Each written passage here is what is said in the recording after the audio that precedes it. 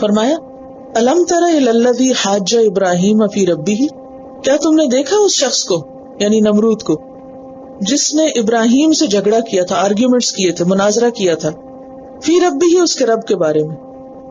کس بنا پہ؟ کیوں وہ ایسا سرکش تھا؟ ان آتاہ اللہ الملک، کیونکہ اللہ نے اس کو بادشاہت دے رکھی تھی، اس کو دنیا میں ایک عہدہ ملا ہوا تھا.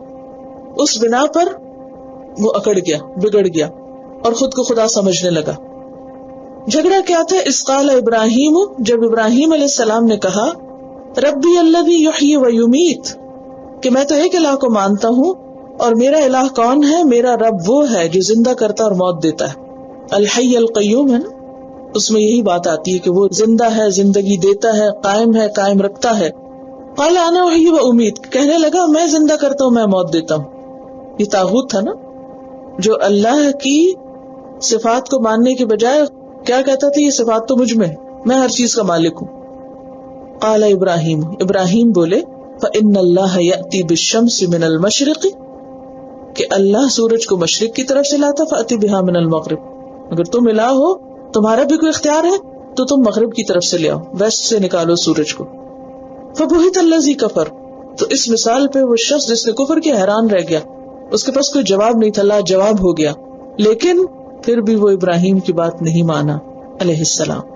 واللہ لا یہدی القوم الظالمین، اور اللہ ظالم لوگوں کو ہدایت نہیں دیتا. جب آپ دین کا پیغام دیتے ہیں، دعویٰ کرتے ہیں، لوگوں کو اسلام کی طرف بلاتے ہیں، اللہ کا تعارف کراتے ہیں، بہترین چیز آیت الکرسی کسی کو اللہ کی پہچان کرانے کے لیے، اس کے باوجود کچھ لوگ سرکش ہوتے ہیں، نہیں مانتے. وہ سمجھتے ہیں کہ نہیں، اللہ کی پاورز کے مقابلے میں اوروں کی پاورز بھی بہت ہیں اور ان کے پاس بھی بہت کچھ ہے. آپ ان کو جتنے بھی دلائل دے دیں، لاجواب بھی ہو جائے تو بھی وہ مانتے نہیں. کیوں؟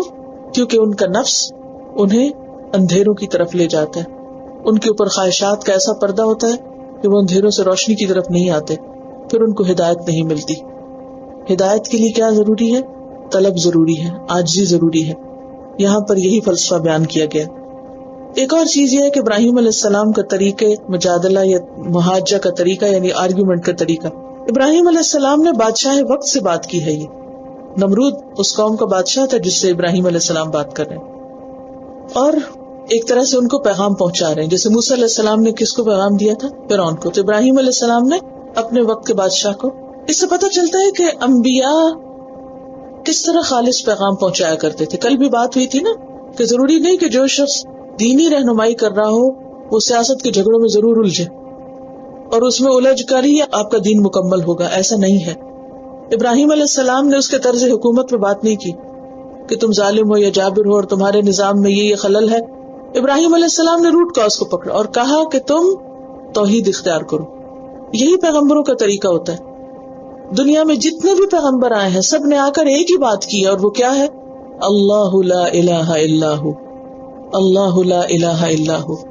یہی پیغام ابراہیم علیہ السلام نے نمرود کو بھی دیا تھا. آج کے مسلمان دعویٰ کس طرح کرتے ہیں؟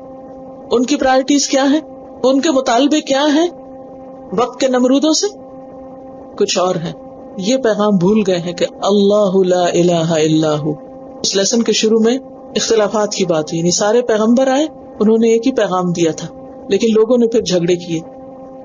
جھگڑوں کی انتہا کہاں ہو سکتی ہے؟ کہ ایک اللہ کو مانو، توحید، آیت الکرسی.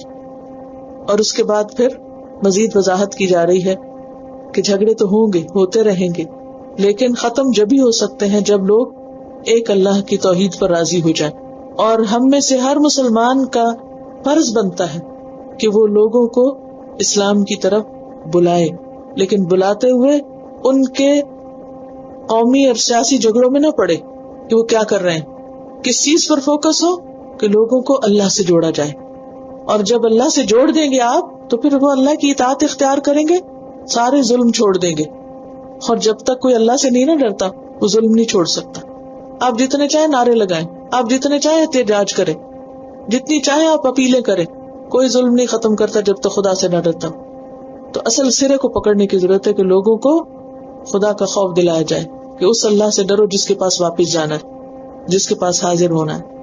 اگر کسی کا دل کھل گیا تو وہ ہدایت قبول کر لے گا، لیکن اگر دلائل سن کے بھی کوئی نہ مانے اور نمرود جیسا رویہ اختیار کرے تو بات یہ ہے کہ پھر اللہ ایسے لوگوں کو ہدایت نہیں دیتا.